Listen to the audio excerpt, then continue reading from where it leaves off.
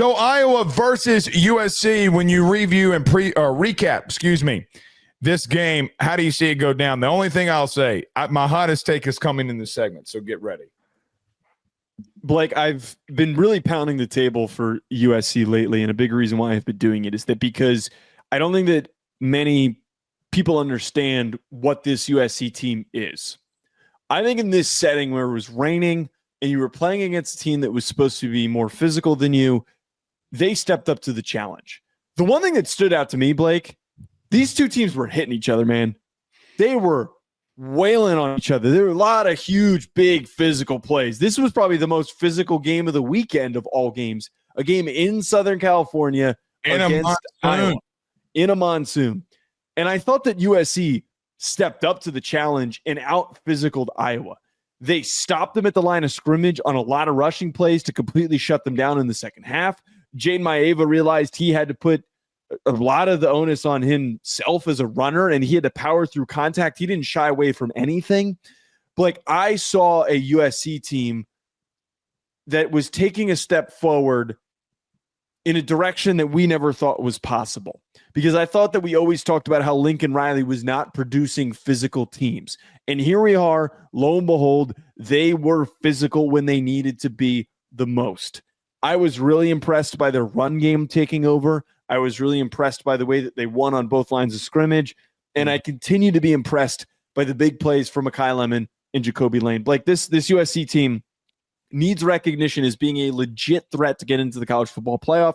And if they beat Oregon, they should get in over Oregon. And I also do think that Oregon should get in as well if that ends up transpiring. I think I'm going to look back on the 2025 season. Hell, they could lose this upcoming week versus Oregon, and I will say the same as how physical they've played. Mm-hmm. I can't believe I'm going to say this, but going into the game and watching the game, I can't believe I'm about to say this. It was Iowa that were hitting some of the big pass plays down the field that got them to a point where, Joe, this was a 21-7 ball game. And I'm like, all right, we're about to find out who the real USC is. You know, there's been so much made of Lincoln Riley. You know, when USC got into the Big Ten, Joe, the big question was, could they translate to the physicality of the Big Ten? Can you go up against an Iowa and physically beat that team? They did. They did. I look back at 2025, even if they lose next week, and say to myself, Joe, one of the biggest surprises to me of the season is just how physical this team has been all year on both sides of the ball. Are they a great team? I don't know. But are they trending up with Lincoln in a way? 1,000%. You got a big game this week. We're not going to go there and talk about that one. But, Joe, they're down 21-7. You got Iowa hitting big pass plays down the field, getting some scores. I thought one of the best plays and more creative Iowa plays I've seen was the little tight end leak for a touchdown. You get a quarterback in a run game that's moving the ball down the field, and they end it with a quarterback sneak, and you're down if you're USC 21-7. And like I said earlier, I'm saying to myself, all right, this is normally where USC crumbles. You brought up, I don't think he's the best wide receiver in college football. I still think that's Jeremiah Smith. Mekhi Lemon, hello. The catch along the sidelines, the deep drag that he had, that basically I'm just going to consider a one-handed snag. And then you got the deep drag into the back of the end zone for the score. And you're talking about fight on. Joe, great players make great plays for you to win games when your season's on the line. We talked about Georgia earlier. There's been a lot of things talking. I'm not comparing them to Georgia. Gunnar Stockton made the plays. Lincoln Riley said, you know what? I'm just going to give the ball to my best playmaker. And Mekhi Lemon changed it for him. The physicality, though, for me, when they finally took the lead, did USC, the way that they were physically able to run the ball right at them and punch them in the mouth ended it. And Iowa didn't have a chance. And I got to give SC a lot of credit. Joe, they blanked Iowa in the second half. So they got caught off guard. They're getting punched in the mouth. This team's not supposed to throw the ball like this. D'Anton Lynn, the adjustments that they made at halftime to blank this team in the second half. Look, I hate it for Iowa. You went up against two really good teams, and really what they lost by 6 total points in both of these. That's a killer. USC and Lincoln Riley have found a way to continue to win here, and the way that they're doing it's really impressive.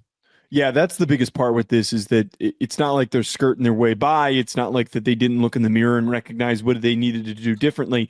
This is why Lincoln Riley deserves tremendous credit for the way that this team has taken a step forward. I think that the overall dangerous part about this team, they're very underrated in how well-rounded they are. I look at the losses that they had as a lack of execution in both of those performances.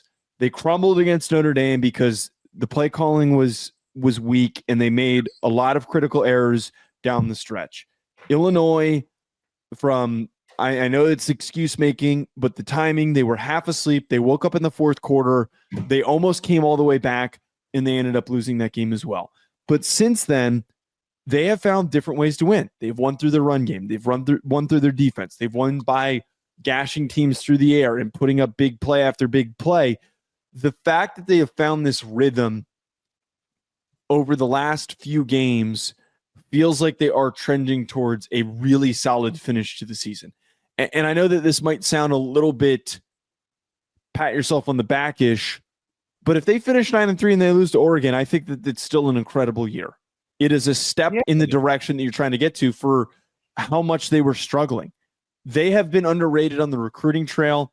If Lincoln Riley does not bail and end up going to an SEC program like everybody's kind of been projecting, the path for USC to own the West and to be one of the top teams in the national championship conversation, it's on the horizon. I think that this is one of those games that you look at, Blake, and you say, this was the turning point.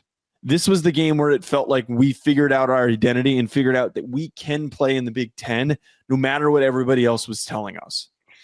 God forbid you beat Oregon next week. Dude. God forbid.